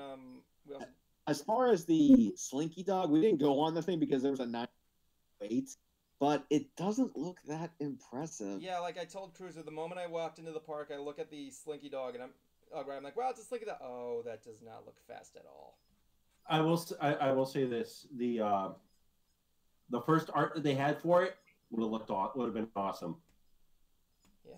Oh, the art! I thought you said the arc. No. Yeah, the art when they first showed it. Slinky's Noah's Ark. That would have been awesome if they actually went with that. I also tried to take Cruiser to One Man's Dream, but they stopped the show in favor of that friggin' Nutcracker movie premiere thing. Let me just be honest here. Yeah. Let me just be honest here. Do any of you guys care about that Nutcracker movie? No. No. Sounds painful. The only thing that I care about is how the heck Morgan Freeman is. Why the fuck Morgan Freeman is in it? And we watched the premiere, and here's the thing: Cruiser has admitted me he's never seen the Nutcracker ballet or knows anything about it. The ballet? No. Various specials people make about it. Yeah. Number one, here's the thing that they said: if Disney wanted to do something, they should have at least just adapted the original play, like friggin' adapt the original play and then make this thing, because it looks like a sequel. It's like they're doing what they did with Alice in Wonderland, which the thing looks like, by the way. May I add? This one comes from Morgan Freeman. Why the fuck not Morgan? Why do you not want God in the movie?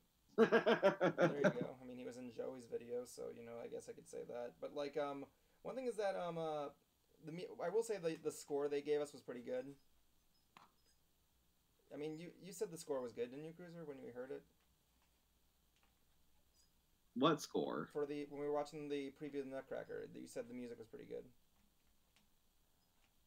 Yeah. Yeah, like they were doing some stuff that felt like it was gonna be a segment, and I did see some stuff, but like, it involves like Clara, please excuse me, Clara. I swear to God, I'm not gonna get over Oh, so the Doctor's in this? Yeah, I know. Okay, so Peter Capaldi is in this. No, Okay. he's not. Like, quite literally, that's the one thing that pissed me off the most. So you know you're doing a good movie when you can't even pronounce the main character's name correctly. Anyway, point B. Anyway, yeah, she goes in the woods and follows this key that's to like a giant nut. Her brother gets the nutcracker instead of her. I got one question for Disney. Why? Because, like, so yeah, she gets nutcracker, she falls it into Narnia, and then she has to chase this rat that has the key in, and she's invaded by a giant rat made of rats. And Also, it's the Rat King. yeah, it basically is. It's like, you know. And here's the thing: I've seen a lot. Yes, that was a Hilda joke. I've seen a lot of versions of the Nutcracker. Heck, thanks to my sister, I was able to watch Barbie and the Nutcracker, and I thought that wasn't that bad. I mean, like, you know, Kelly Sheridan even said she liked doing that movie because Tim Curry was the Rat King. But yeah, like, quite literally, yeah, that was the first number one things there. Her brother's not supposed to get the Nutcracker; she is. Like, and the whole thing is, this is supposed to be played out like a sequel-ish kind of thing, right? It's actually called The Nutcracker: The Four Realms. So here's the thing that I said here: why didn't they just release the Nutcracker and then this? Like, it's quite simple. I don't know, man. Like, one thing I've been noticing, and you guys, yeah, feel free to give your input on this, but it seems like a lot of, you know, movie studios are just pumping out movies left and right. They are. Yeah, especially Disney. Yeah, it's kind of what their jobs are. Oh, yeah, but still, like, give it some breathing room or actually think it through. I mean, like you said, this feels like a sequel, so they should have, you know, probably done what you suggested, and that was, you know, to, you know, make an adaptation of the play and then release this movie. But it's like, no, we gotta get out. No. It's like they're trying to compete with YouTube content. Well, you know, it's like, I like to think, like, it depends on what they're going to do. I mean, Disney's going to be opening their Netflix site soon, so yeah. I actually want to see what they got cooked up for that, because this is what I'm hoping for. I hope that we get the old Disney shows, like Disney Afternoon, the Saturday morning shows, all of the Disney films. Yeah, because here's the thing. Songs of the South. It's only available. That actually, that would actually give me a chance to watch it. Well, here's the thing. What was I? I always thought the website was kind of a big thing because didn't like Netflix like turn down Disney's offer of buying them or something like that? And I think like they wanted to open their own site. Like, fine, you don't want us? We'll open our own streaming site. But here's the thing. We'll open our own streaming site with blackjack and hookers. I forget this. Because here's the thing. There's hundreds of stores in the Disney World complex. None of them sell DVDs or Blu-rays of any of their movies. It's like, you want to go there. Where can I get a copy of Snow White and the Seven Dwarfs? You know, the first animated picture you guys that was ever made in like film. And I don't know. Go to Amazon. He's like, I don't know. Go to Amazon.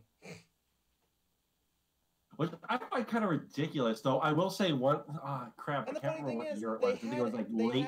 They actually did have a section in their Toy Story that had all that, and then they got rid of it.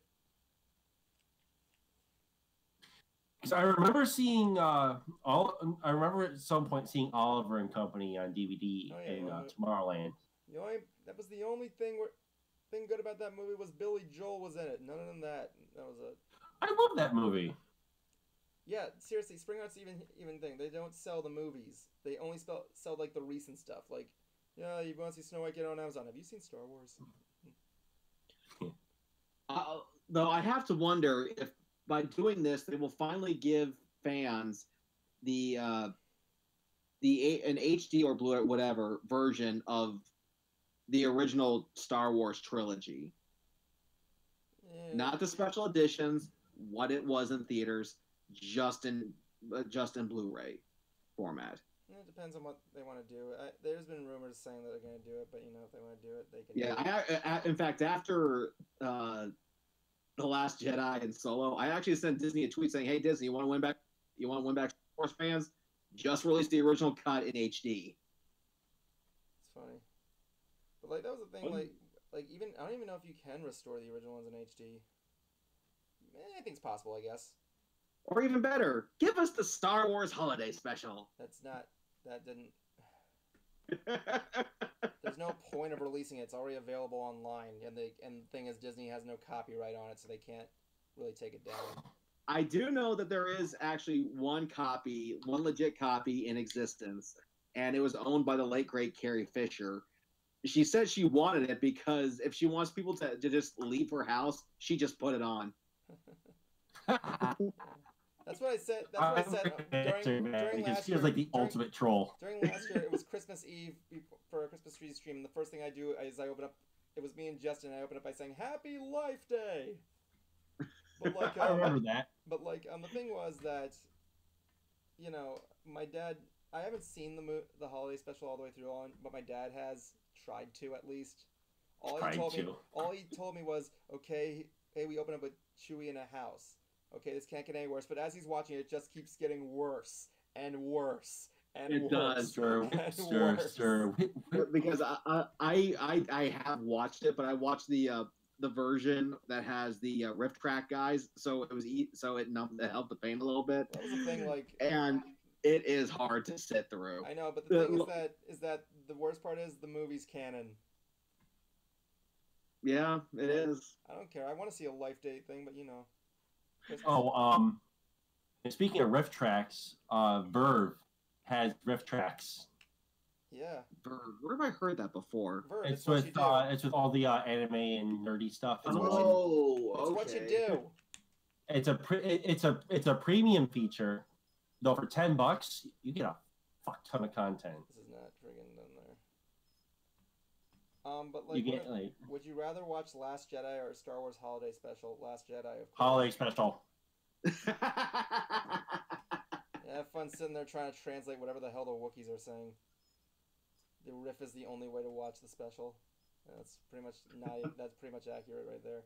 It's funny because whenever me and Cruiser go on the Star Wars ride, I always go into a nerdgasm about it. I'm not gonna lie. Last Jedi.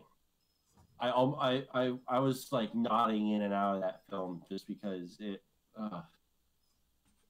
Not to say it was horrible, but at the same time, it just I just couldn't keep engaged. Objection! That scene with Mark Hamill. Come on, you can't deny that was a badass scene. That was a good one. He's like, yeah, that was a good one. He's like, yeah, fuck you, I'm Luke Skywalker. It's like, I don't mind. Honestly, I don't mind. Now let your Uncle Jay show you how it's done. Let my Uncle Jay. Well, the thing is that what I was gonna say is that like Last Jedi, like I didn't really hate it. I do put it as one of the lesser ones. Like I think it had some good moments, honestly. And I don't. Did, but at the same time, I'm like. To be fair, like there was a different writer. I'm kind of gonna be on this one. Like it was a different writer this time. Like I'm glad they're getting Abrams back right now. It might, but you know. I mean, like there was some bad stuff. There was some good stuff, but you know. They had to have a movie. They made a movie. And like, you know, no, like what I like how the send off they gave for Luke, honestly. Like it's better than having him like being shot or killed. He just did what he needed to do and became one with the Force. And the thing was that's good because there really wasn't anything more they could do with him. It really wasn't, yeah. Yeah, so they got rid of Luke's like he's one with the Force. He's cool. The real question is what they're gonna do with that. Yeah, did J.J. Abrams even write the Force Awakens? Yeah, I think he directed it. Yeah. As for the Solo movie, like I said, I liked Solo. I thought it was fun. It's not. I'm still. Like I know it didn't do good at the box office, but still I saw it and I thought it was a fun ride. I thought it was fun. My dad and I were in there and we watched the fucking Kessel Run and it was like a dream come true for us. We had so much fun. Not to mention it was a movie where I could relate to, considering Han Solo and me have similar goals. We want to try and work our way up to find a way to get something in order to live happily ever after with the person we love. For him, it's a ship. For me, it's an apartment. For him it's his girlfriend, and for me it's my girlfriend. We have kind of things in same there. Yeah, that feels better. He is going to be writing episode 9 though, and even after that, they said there's going to be more stories. Disney's kind of building out the universe. I don't have a problem with that. Anyway, What show are we talking about? I was talking how much I like Solo.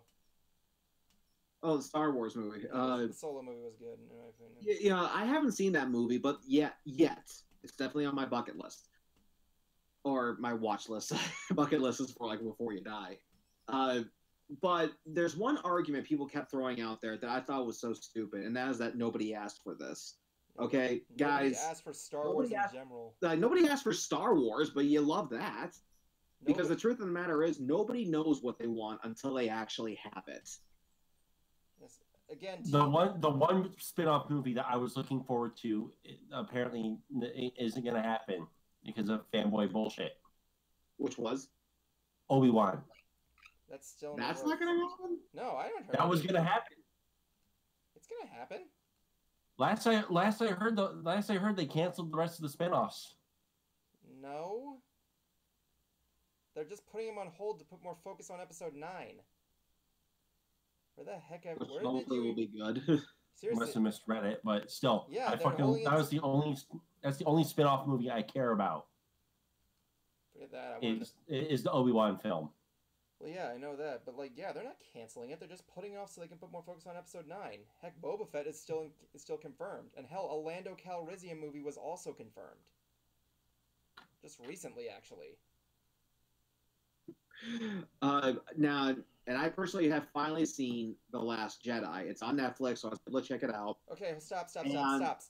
Teen Lana Gal, we told you there wasn't any updates with the show. I've been taking a break to work on Nest, so I haven't really been giving too many updates about the show right now. No, I'm sorry if that upsets you, but like literally I'm trying to work on the other thing right now. I made an update video if you want to see it. It's on my YouTube channel. Sorry. Anyway, I have finally seen The Last Jedi. It was on Netflix, so I was able to finally catch it. And while I can't say this movie is garbage because I don't know enough about the lore to say that, I can say, however, this movie is not good. Yeah, it definitely that little side quest was definitely unwarranted. I really don't know how I feel about Rey's parents being a bunch of nobodies. I'm not quite sure how I feel. They built that up so much in the last one. That's what pissed me off. Yeah, it pissed me off. I hate Holdo with a passion because she just refused to tell what her plan was to that to whoever. Yeah, to Poe. I mean, look, I can understand not telling him at first, but when shit is starting to go down and it's getting bad, you might want to say something here. And if they want to even fix that, even just a little bit, they could have just had her realize that she made a massive mistake. They lost a lot of lives because of her, and she decides to get everybody off board. And then spoilers just in case. 3, 2, 1, sacrifices herself. She does her little, Hey, objection! Her death scene was actually kind of epic. I will. Okay, top 3 favorite scenes of that film in no particular order. That scene, Yoda fucking being a douchebag. Yeah, Yoda's a dick in this one. They brought back Puppet Yoda. He was a dick and it was hilarious. They brought back Puppet Yoda. And that was awesome too. Yeah. And Anakin we know. It's the one where Luke looks at the lightsaber and Luke's like, yeah, fuck this. Yeah. I like that scene. Yeah, and Luke's scene was brilliant. Those are my favorite 3 scenes of the whole film. I have no problem with her, running the ship into that other one. I just think, if she would have realized that she made a mistake and she decides to sacrifice herself by doing that, I think that would have at least fixed the problem a little bit.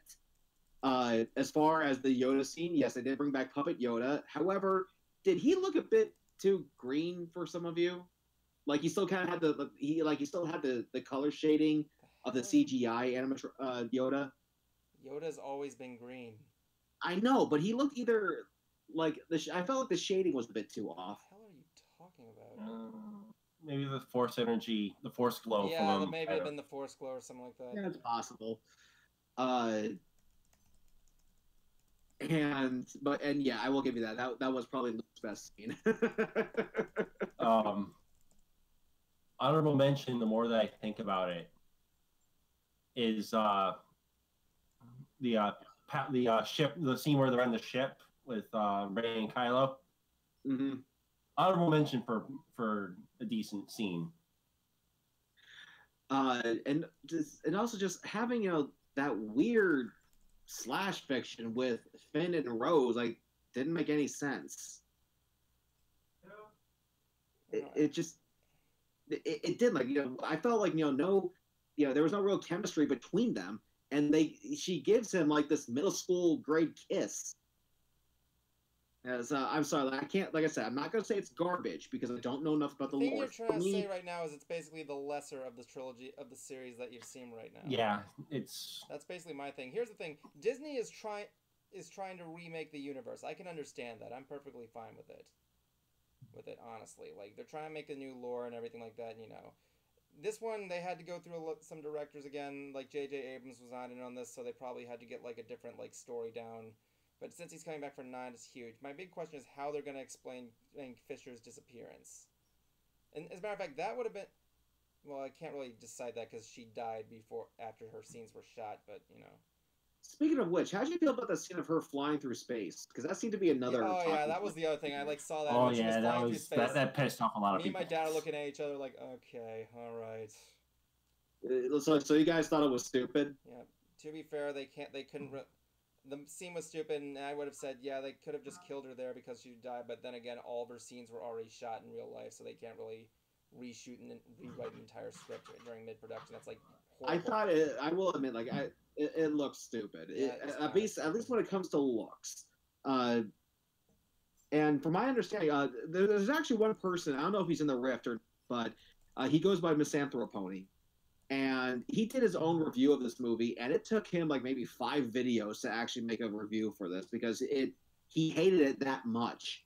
I wouldn't say that. But all that aside, he said we never see Leia use the Force in the previous movies. Is that true? We've never seen her. Well, actually, that's false. That's false. I want to hear this. Yoda, she unintentionally telepathically communicates with Luke using the Force. In Empire, remember he's hanging underneath Cloud City, and she's able to hear him through the Force. Or was he just screaming that loud? No, he communicates with Leia through the Force. Something like that seems kind of minor compared to surviving space. That when Luke escaped the exploding second Death Star, she's able to feel that he lived. I'll be curious to know what he says about that. What? I'll be curious. Like, I'm kind of curious to know what Misanthropony says about that. I don't care. Anyway, point being. Well, no, I'm just out of sheer curiosity. Pause that there for a second. Yeah. So, Last Jedi, not good. I still enjoyed The Force Awakens. That was the one that turned me into a Star Wars fan because I saw all the possibilities here, and like it just. To be honest, Cruiser, you're probably the perfect person to come into this because you have no idea of the expanded universe. Like you just said there, you kind of got into it through Force Awakens, right? Yeah, but I came in late. You could basically start here. You're kind of being introduced to this new universe, which I think you're basically good at. Like, yeah, there might be some hits, misses, and everything. I mean, look at Rogue One. Everybody says they hate that. I don't know why, because it's amazing. I love that one. Person who hated that movie. It did good reviews, and I know a lot of people, but anybody I asked personally said they hated it. But, like, yeah, it's like one of the... I thought it was a great movie. I thought it was amazing.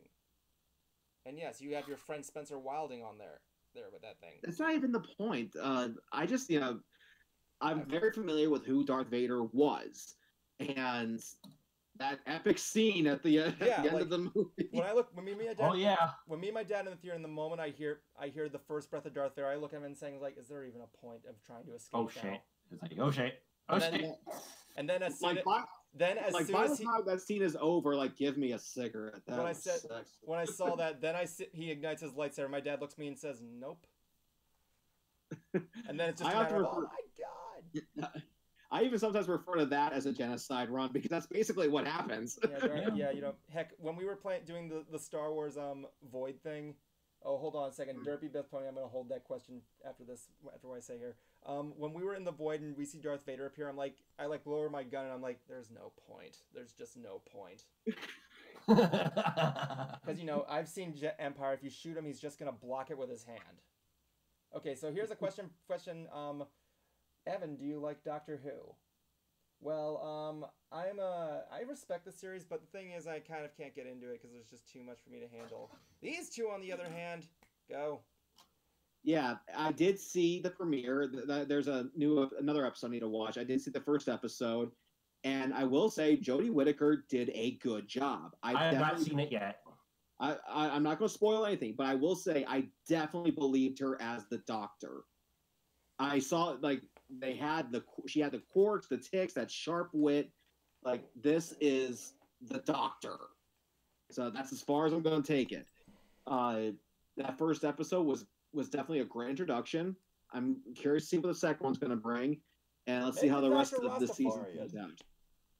What's that? I just made a joke there. I said, "Make the Doctor Rastafarian." No, the Doctor wants to be a redhead. I would like to see it. I like my dad because whenever we bring up Doctor Who, he's like, I like Doctor Who before it was cool. Friggin' Tom Baker as the Doctor with a scarf. Hell yeah, he's got a good taste in Doctor. Yeah, but no, give me a Rastafarian Doctor Who. With that. But anyway, back to the TARDIS. What for, man? I've actually gotten into I kind of gotten into a new fandom. Which is? The Mystery Skulls fandom. Not familiar with that. I don't know what that is. Huh? Sounds like a cult. No, it's okay. The Mystery Skulls fandom revolves around the Mystery Skulls animations for their music for the music. Okay. And it first was Ghost, Freaking Out, and their newest song, the newest video, Hellbent. It's made by the same guy that did the Friendship is Turnabout. Mm-hmm. Mystery Ben. That's the animator's name. Mystery Men, the movie? No, Mystery Ben was the guy Men. that made the animation. I was about to say, Mystery Men, that movie sucked. No. It's the only movie Michael Bay has ever acted in. I think. Well, then again, not really. In the first Transformers movie, Megatron flicks him off his shoulder. After saying disgusting. But yeah,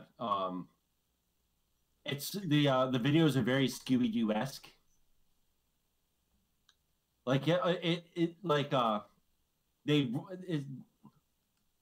Originally it was 3 people and a dog. Now it's just 2. Now it's just 2 people, and it's a boy and a girl and a dog. However, there's a bit more to it than that. But you actually have to watch the videos in order to figure it out.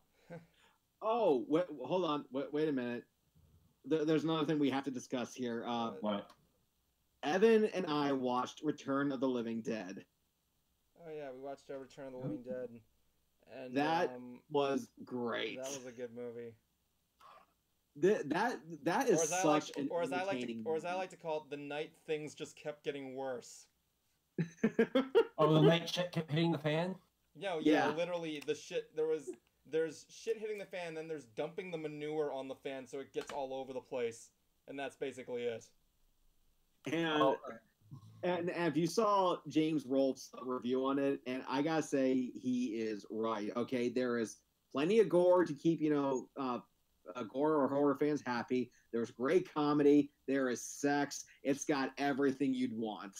Yeah, it could even have some chilling moments, honestly. Yeah. Oh, I have a funny story with this thing. What? Okay. When people were cosplaying as Tony Stark, yeah, I'd hold this up to their chest. Yeah, I see. And they would act like they're having a heart attack and passing out. They would look at me like, "Don't do that." Like, why not? What David Tennant said about the screwdriver, it does a meme, does a mangle, it doesn't even work on wood. It's really good at opening doors. Yeah. Yeah. Oh, funny thing is, he's actually, his father-in-law is a former doctor. David Tennant's father-in-law? Good night, Yeah, Brony. he married Tom Baker's daughter, Oh my god. and they've actually ran with it too. Well, it's funny because And like, I think it was like in one of the children. I think it was like every year, Britain does like a charity drive for children. One of the years they had Tom Baker and David Tennant on the same skit, and they played off the father-in-law bit. That actually kind of funny to see that do like a kind of like this SNL Doctor Who bit of that. Oh, like, Dad, stop! I'm trying to save the world. I don't watch Doctor Who, so I don't really know what you're talking about. So basically, yeah, I know, but I hear that's really hilarious. It's kind of like when you look at like Cowboy Bebop and you realize the guy who voiced Spike and the guy who voiced Julia are actually a couple now. So yeah. But anyway, going back to the Return of the Living Dead, we actually learned that film was the origin of where brains came from. Yeah, it was. Where zombies like going brains. Yeah, And and there's this one zombie that's just known as Tarman. The Tarman. And he looks fantastic. He looks terrifying. Like if you were to go at night. And I even said this to you. I think the reason why is because the eyes and the tongue still look normal. I mean, here he is covered in goop, and just it still looks like a regular person. It's not. It doesn't look as infected like you see in The Walking Dead. Yeah, and the worst part is he's intelligent. Come on, he tries to pull it out of the cover. He like puts the chain on the lock. Yeah, like he actually tries to figure out how to basically break down a barricade. We'll say. I don't want to spoil anything. Yeah. Oh, they do have they do have Mystery Science Theater on here. I didn't know that. Yeah, of course. One thing I want to say is that I think that was a question on a quiz I did in Anthropology Undead back at UCF, the True Morphin. Yeah, it was a good time there. Like smart zombies. That's the best way to put it. The zombies can talk. They can like, and the thing is, the big thing is that each part of the zombie is like sentient. Like if you were to cut off a hand, the hand would still move and get you, and the zombie, and the brain will not destroy them. Just every single thing has like a mind of its own. Mm-hmm. Yeah, if you sever the hand is... It's gonna go like, I'm a hand! And as it turns out, there's a woman there that has a very sexy scene, and she apparently, like, still gets a lot of fan mail over it, I think. Yeah, she still likes to go to conventions, and she gets, like, all these different things there. It's the girl who does... She's, like, I'm not gonna tell you what she does, but, you know, don't bring the kids. Don't bring the kids, that's all I could say. So, nice ass she had. On Verve, what they got for Rift Tracks, Birdemic, Ghost House. They have a Rift Tracks live of Sharknado. Oh, I went to that. They have Christmas with Rift Tracks featuring the Magic Christmas Tree. Oh, I love that. I want to see them do the Magic. Christmas Short Extravaganza. I've seen that one with Weird Al Yankovic. Laser Mission. Okay, never mind. Alien Outlaw. Buffalo Rider, Samurai Cop, Mesa of Lost Women, Drugs Are Like That, Rock and Roll Nightmare, House on Haunted Hill, Jack the Giant Killer. Oh yeah, I want to see that. Abrazas, Guardian of the Universe. You're right there. Plan 9 from Outer Space, and Santa Claus and the Ice Cream Bunny. Oh, that's what I want to see. Or is it Thumbelina? And apparently they also have Mystery Science Theater 3000. I didn't even know that until now. Yeah, it's always there on Netflix. I would get a Verve account, but I can't really afford it. It's $10 a month. I know, I can't afford it. I gotta save up as much money as possible. Next month I gotta get a root canal, like, badly. Because my teeth are fucking kicking my ass. Yeah. Let's see. I'm trying to think more of what we did over the weekend. Definitely went to one of the parks. I love the rock and roller coaster with Aerosmith. So much fun. It's especially just riding that to Sweet Emotion. That is like one of the best feelings ever. That's the most. I had that experience. It's so fucking trippy. And here's the other thing. Comparing that coaster to the Hulk at Islands of Adventure. they recently just revamped it, kind of rebooted it, I guess you could say. The ride is the same, but the queue experience is different. The carts are different, and that too even like plays music, like it has its own soundtrack. But here's the problem: the speaker is at the bottom of the cart where your feet are. Is it No, you're For not which going to be one? able to hear it. Like if you're going to be giving a ride a soundtrack, which is a great idea, especially for a roller coaster, you got to put those speakers up by the ears because you're not going to be able to hear it. For which ride? The Hulk at Islands of Adventure. Oh, okay. Yeah. And Yeah, I remember that too. This was before the revamp. Mhm. I couldn't hear any kind of music. Yeah, and even when you're going up, so you've been on it, right? Yeah. Yeah. Okay, so you know the part that I'm about to talk about. When you're going up that little, ramp, and then it shoots you off at 60 miles an hour. Yeah. Okay, well, they changed a little bit of the tunnel. It actually has a bit of a light show that goes off. Great. Always. But they changed the announcing. That says, you first, the old one, you hear David Banner going, okay, I think this is going to work. Warning, warning, unstabilized. He screams, no! Then it blasts you off. This is completely different. It goes, Hulk transformation complete, and then it shoots you off. Like, what the hell? I like that last one though. That one was cool. It's like, you just like that adds more drama to the ride. This is just, hey, kid, you want to be Hulk for a minute? Here you go. There was actually. No, I want them to announce. I finally want them to announce what they're doing with the Harry Potter ride. Yes, I'm looking forward to that. I've heard what they're doing, or at least rumors will say. I've heard rumors, but I want them to make it official. What is it? Supposedly, it's going to be It's either going to be Dark Forest or the Forbidden Forest or Fantastic Beasts, and where to find them. I know what it is. Forest. Son of a bitch. I do. My dad actually brought me a blueprint of what it's going to look like, but I'm not going to tell you what it is. We've seen aerial footage of the construction for it, but it looks we don't know the theming or what it's going to be about. I do. I know you do. I don't want to tell you because I don't want to get anybody in trouble, but yeah. I know. Okay, going back to the Hulk thing that you said. Going back for the Hulk thing there. Wait, what? Fine, we'll wait till we're off the air. Anyway, no, I'm not going to tell you. Not even then, he can't. Yeah, dude, I can't. I'm like, really, I promised my father I wouldn't tell you exactly. I already know it's the forest, dude. Is it? Yes. Is it? Yes. Is it? Yes. Though that's what the rumors are saying. No, that's also what I know. Well, like, one of the things is that I want to go back to that Hulk thing. He said, the kids, you want to be the Hulk for a couple moments? I was actually doing Monsters Inc. Laugh Floor earlier this week, and a little kid and was being interviewed by the orange monster that looks like Mike Wazowski, his nephew Marty Wazowski. And he asked the kid, "What do you want to be when you grow up?" And he's like, "I want the Hulk." And he's like, "You want to be the Hulk?" Well, man, I forget what his reaction was. Everybody in the audience just laughs because it's just so adorable. He's like, "Oh man, you got a Hulk." Let me see your war face. Exactly. Let me see your war face.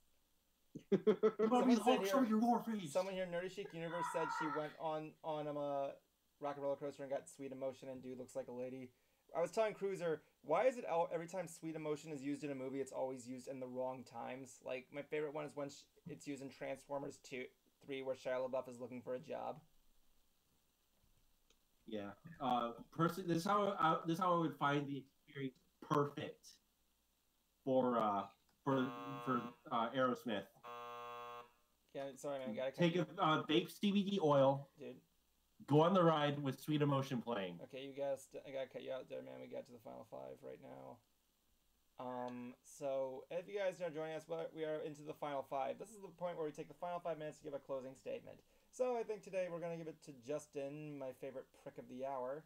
So we're gonna have some fun there, and your time begins now. Who's? Justin Sprower. You gotta go by stage name, dude. Seriously, this is like getting old. I can't have. That's my. Anyway, that's my fault. I'm hoping that I'll actually have the interview video space to work with. I do have some recording I gotta do here for a couple of appearances that I'll be making, and don't really have much anything else. I wish I had something cooler to say, but but if you get a chance, though, definitely wish our friend the Wilsonator congratulations on his wedding. When is he getting married? Sometime this month, towards the end, I believe. Yeah, it's like in a couple weeks, I think. Yeah, that's really good. I mean, like, I have to do that. Still have to get him this thing, though. Just remind me about the wedding gift thing, and I'll take care of it, okay? Mm-hmm. Okay, Jablonski, your time begins now. All right, what I have going on is, like I said, I'm taking this month off from reviewing stuff. Currently, I'm doing something for my little sister for Halloween. I'm hoping to pump out a couple of. Actually, I got 2 other retro articles set up for November. And after that, it's going to be Let's Go Pikachu. No, actually, Let's Go Eevee. Smash Bros. Moving. And when I schedule up for what's going on later, I may miss a couple streams. Just depends on what's going on for me. Right, now I gotta find Other than that, there's not really much else.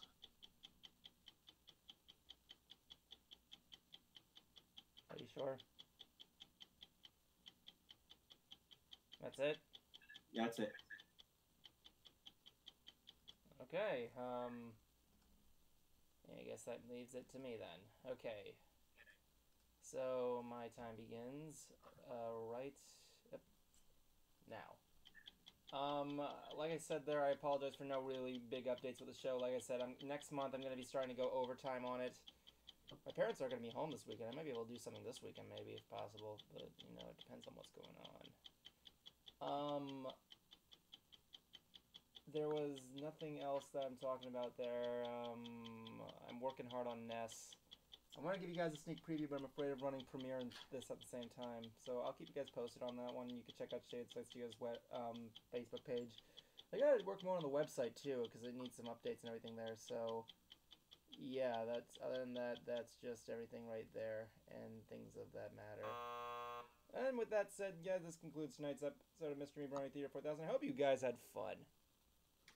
Yeah, despite I'm still trying to figure out why people like it when I get angry. Well, why do people like Siskel and Ebert when they got angry? I don't know. I never really saw that much footage of it. Siskel Me and neither, Ebert, but that's when why they people got liked pissed off them. at each other. It's like when you see the arguments there, people like do there. I mean, that's why people like Congress or political stuff, I guess. See you next weekend! Okay, so, well, I'm just gonna point out right now, Jablonski, you forgot to wish people to drink their drugs. That's why I gave a long dramatic pause. I'm like, when is he gonna say the damn line? My head hasn't been in the right place for a few Everybody's days, head's not been in the right place. This is the right place song. The end. What do you think of that song? Needs work. Maybe it needs some auto-tune. Auto-tune. Maybe needs to be workshopped better. Workshopped. Workshop. Did any of you guys take shop class in high school? Yeah. Nope. Wait, Cruiser, you didn't? Nope. Oh, really? Nope. You didn't do a shop where you got to just work with stuff and woodwork? Well, here's the thing. I didn't realize in high school that you could actually pick your classes. So I never chose that. I was just given a bunch of classes that someone chose for me. I joined ROTC. I'm on the computer still. Stopping the stream.